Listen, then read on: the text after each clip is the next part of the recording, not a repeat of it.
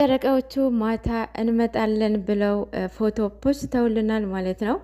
የጨረቃ ፋሚሊ ያው ጥቂቶቹም ትንሽ ቅር ብሏቸዋል በዘንድሮ መዝናናታቸው ማለት ነው።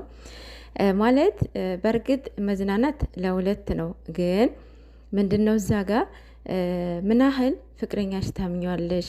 ምን ያህል እምነት አለሽ? ማለት ይሄ ጊዜያዊ ነው ወይ ለስራ ነው ወይ የምትዝናኑት ምናምን የሚለውን ራሳችሁ ፈትሹ ማለት ነው።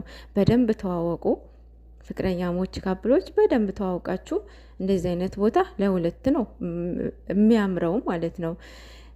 ጨረቃዎቹ ደግሞ ከዚህ በፊት ብዙ ቦታ ሄደዋል። ሁለታቸው ብቻ ዱባይ ሄደዋል፣ ሀረር ሄደዋል፣ እንትን ሀዋሳ ብዙ ቦታ ሁለታቸው ብቻ ሄደዋል አይደል? ምንድነው ሁለታቸው ስለሚተማመኑ፣ ሲቀጥል ለስራ ብቻ አይደለም እነሱ በቃ የህይወት አጋሪ ነች የህይወት አጋሪ ነው ብለው ፍቅር እስከ መቃብር ላይ ናቸው እነሱ ማለት ነው። ሶ በደንብ ይተዋወቃሉ ማለት ነው። የዘንድሮ ያው ሰውም እያሳደጉ ነው፣ ስራም እየሰሩ ነው በዛ ላይ ማለት ነው።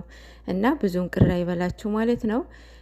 ሰሞኑ እየታዘብኳቸው ነገሮች አሉና ምንድን ነው ግምጄ ወደ ጨረቃዎቹ ከመጣች ቀን ጀምሮ ማለት ነው ይሆናል አይደለ? ከመጣ የምታሽቃብጡ ከሄደ የምትነፍሱ ማለት ነው አላችሁ። ወይኔ በላቸው እና ብሩኬን ከግምጄ ጋራ የምታቀናብሩ የምታሳስሙት አሁን ነው ብሩኬን ልኩን ያገኘው ብላችሁ ማለት ነው።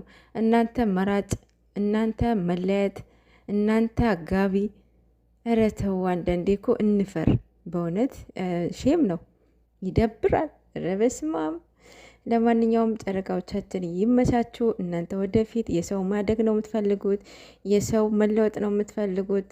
እናንተ አንድ ልቦች፣ ቅን ልቦች ናችሁና እግዚአብሔር አምላክ መጨረሻችሁን ያሳምር። በዚህ ባላችሁ ሲቹዌሽን ምንም ነገር ሳይቀይራችሁ እግዚአብሔር ይርዳችሁ ማለት ነው። ቅመምን ደግሞ ከማንም ሰው ጋር ባታወዳድሯት ደስ ይለኛል። ማንም ሰው አንቺ ራሱ ከማንም ሰው ጋር አትወዳደሪ። አንቺ አንቺ ነሽ። ሰንበዲ ሰንበዲ ነው ሀላስ